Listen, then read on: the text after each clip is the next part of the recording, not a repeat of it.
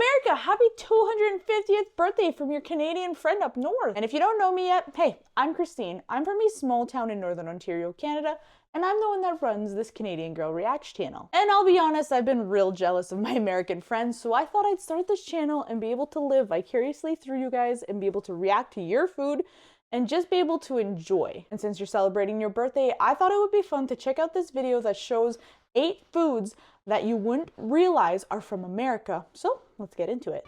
Just because it sounds like international cuisine doesn't Okay. mean it is. These exotic delicacies were actually born in the old US of A. Made It's in the the 8 foods USA. you didn't know were invented in America. Okay, let's do it. Spaghetti and meatballs are no doubt a staple of Italian-American cuisine, but this slurpy, twirly delight was actually created by Italian immigrants after they arrived in America in the late 1800s. Wait, Between the years of 1880 to 1920, over 4 million Italians immigrated to the U.S., the majority of which came from southern Italy. Before immigrating to America, many poor Italians could not afford the large portions of meat needed to make a plate of the jumbo-sized meatballs we know today, and Okay. so bigger meatballs became a sign of increasing wealth. Traditional Italian meatballs were small, What? typically the size of marbles, Yeah, like and Italian usually soup, eaten right? alone or in soups. Yeah. And pastas were not traditionally considered a main course. oh my God, it's They my were more main of an course once a appetizer. week. Italian-American immigrants paired spaghetti with their newly massive meatballs to fit the Anglo-American standard of having a starch with dinner, topped the dish with marinara sauce originally from Naples, I and can't presto, believe that. spaghetti and meatballs was born. Molto bene. There's no way you're telling me that meatballs, spaghetti and meatballs were invented in America? Huh?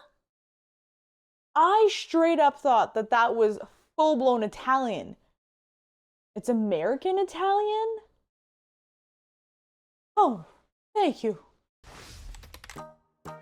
While incredibly close to Cuba, Florida is still technically in America and is also technically the birthplace of the Cuban sandwich as we know it today. A version of the sandwich is believed to have been created over 500 years ago by the Whoa. Taino people in Cuba, but they used fish instead of pork and a Okay. bread made from yuca. The Oh. modern version we know and love was created by Cuban immigrants in Tampa, who blended their traditional recipe with Spanish and Italian ingredients like roasted pork, ham, and salami. Oh, delicious. There's long been a rivalry between Tampa and Miami over who owns the Okay. claim as birthplace of this tasty pile of meat and cheese.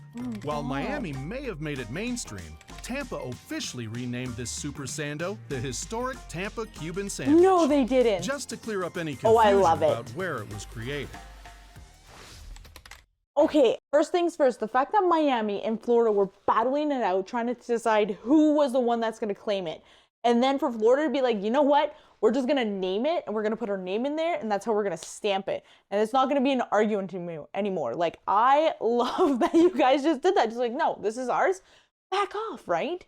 So for me, as a small town Canadian girl, I don't have access to a Cuban sandwich. I don't really even know what's in a Cuban sandwich. It looks delicious. I'm a big fan of sandwiches.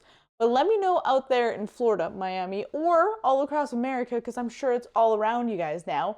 Is the Cuban sandwich that good? Because I see it in a lot of TV shows and on videos, but I'm wondering, is the hype like real for it? Is it as delicious as it looks and sounds?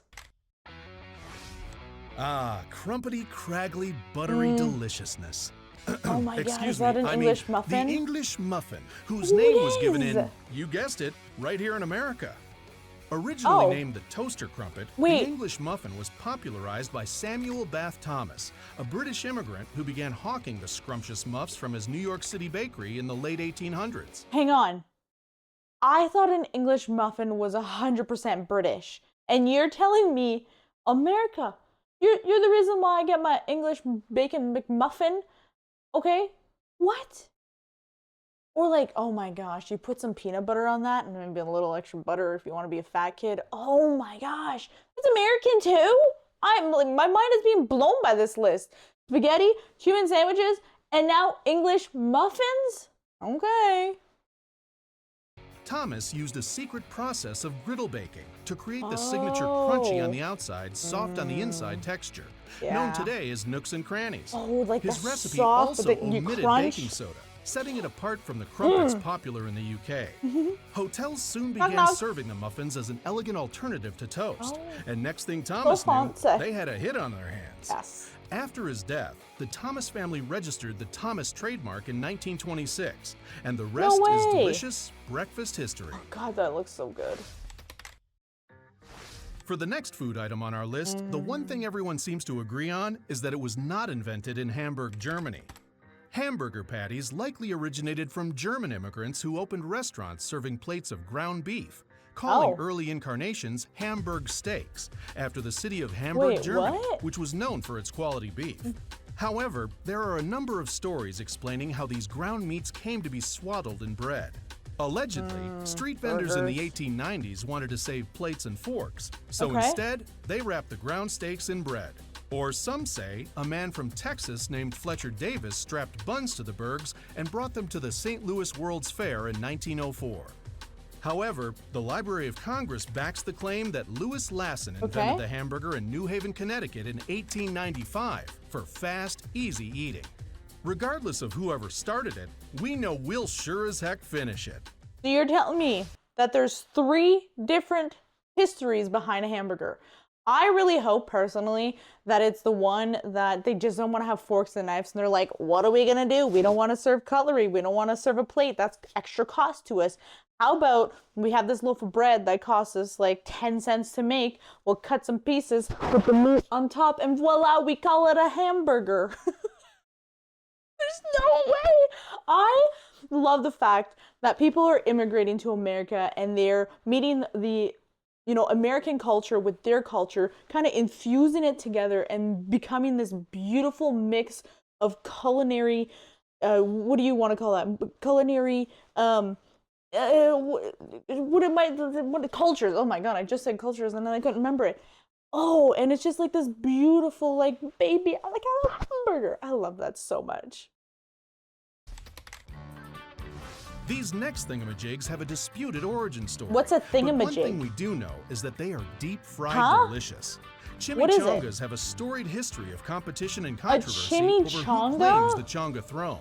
Oh, that looks good. What In is the what is a 1920s, Monica chimichanga? Flynn, owner of El Charros Cafe in Okay. Tucson, Arizona, was cooking burritos in the kitchen and accidentally dropped one in the oil. She cussed in frustration, but in an attempt to censor herself in front of her nieces and nephews in the kitchen, she changed the swear word to chimichanga, or No. thingamajig. Or, in Thingamajig. 1946, in Phoenix, Arizona, Wait, I have to pause right now. You are kidding me. A chimichanga or a thingamajig or whatever you guys call it is a deep fried burrito. Burritos are one of my favorite meals. I didn't know that you can deep fry a burrito. Oh! Okay, I know I'm getting really excited about this, but I kid you not, like I could crush a burrito every week if I could. You need to tell me right now, where am I going? What state? What place? Where am I going for the best chimichangas? Because I need one immediately. Like now. Like we don't have this in Ontario, Canada. There's nowhere where I can go and order a thingamajig, a chimichanga. Oh man, I want it so bad. Okay, let's go back to a it. man named Woody Johnson first invented the chimichanga by trying to repurpose a batch of day-old burritos, but Okay. accidentally dropped them straight into the fryer. One thing is No. certain. We'd like more, please. Yum. Imagine you create this delicious food that millions of people are eating by accident. You're just like, well, I gotta figure this out. Like, I kind of want to serve you this day-old crap. And then you just, whoops, in the fryer. You pull it out and you're like, wait a minute. This is the most delicious thing I've ever tasted in my entire life. But realistically, what is deep fried that isn't delicious? Let me pose that question. Okay, well, don't get gross on me in the comments. But really, what edible food can you deep fry that's not good deep fried?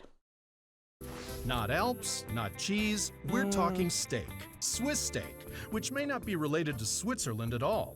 It's believed the pounded steaks got their name from the English term Swissing, which is Okay. a method of smoothing out cloth. Because Swiss steaks What? utilized rougher rump, chuck, or shoulder meat, Gotta they needed to pound be it out. tenderized, hence Yeah. the Swissing. The recipe Okay. first appeared in the U.S. in 1895, brought over by Swiss immigrants in Indiana and Ohio. However, the recipe was very different from the Swiss steak we're familiar with today. The meat Never was even not heard of a pounded and Swiss did not steak. feature tomatoes. In 1947, Reynolds ran a promotion of their new aluminum foil that included a recipe for Swiss steak, claiming their new foil made cleanup a breeze, No way. which may have contributed to this steak staking its claim in American hearts and tummies. So, okay, I need to ask you Americans out there. I know I'm pausing after everyone, but it's not going to be a very long video, so let's just watch through, okay? I'm curious, when you, like, what part of the meat are you going to a butcher to buy so that you can make this Swiss steak? And why is it just because of how you're tenderizing it that's what it's called? There's no, like, special seasonings or anything that you're adding to it for it? Interesting. As with most everything else on this list, our next dish is oceans away from the original. Oh, is that Chinese General food? Tso's chicken, as we know it in America, was created in New York City in the 1970s by chef Sung Ting I'm like Wang, sitting on my hands who so I don't copied and keep talking adapted a with my hands. I'm 1950s French. I dish keep, created by Taiwanese chef Peng Chang Kuei.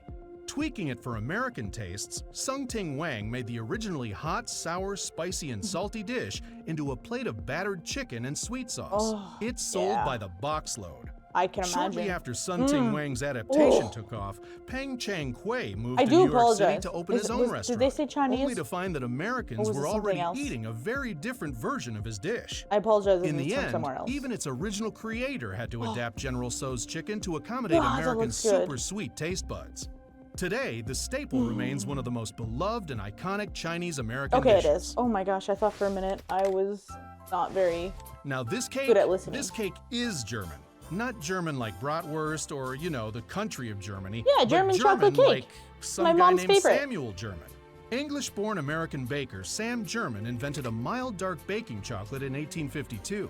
And in 1957, Texas homemaker Mrs. George Clayson. Wait.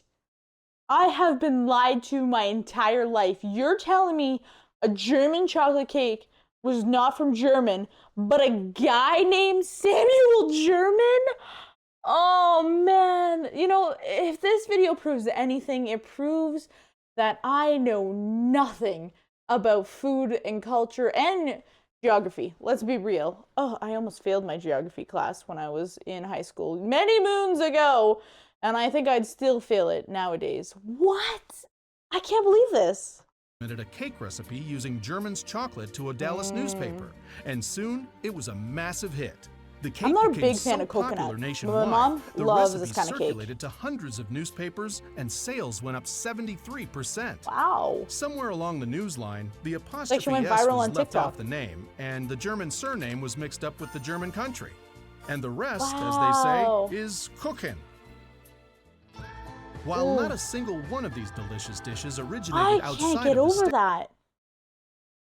There was a lot of big surprises for me on this list that I didn't realize came from America. One of the things I love most about this channel is I'm getting to learn a lot more about America and American culture through your food, and it's so interesting to see how much like immigrants have come in and influenced and adapted to more of, I think, like our sweeter palates. I know I say we, but I'm Canadian, so I kind of feel like we're close a little bit. But even for us, we see a lot of that sweetness in our food as well up here. But it's so interesting to see how they've taken it and adapted it and adjusted into something new that millions of people consume every day. And what's cool about that is that we have that in common, the States and Canada, is that we have a lot of people that have immigrated here and have really developed our cuisine and really adjusted our culture. I would love to be able to see how impactful and see our history in Canada. All I really know is poutine, and I hope to God that that was actually made here, because if not, well, then I am embarrassed. But as I wrap up this video, I still want to know how to make a Cuban sandwich, because that's all I can think of after this entire video is done. Is I want a big old plate of spaghetti and meatballs, and I want a Cuban sandwich on the side, and then maybe a German chocolate cake as dessert. Oh, but I also really want to try a chimichanga, thingamajig. That is so fun to say. I need to, okay, really quickly, I also want to know, do you go to a store and say, I want a thingamajig, or do you have to say, I want a chimichanga? I want to make sure that I order it correctly, because you know your girl's getting some. And that's the video. If you guys enjoy watching a small town Canadian girl react and admire and appreciate all the deliciousness that you guys have in America. Make sure to like this video and subscribe to the channel. Thanks for watching, guys.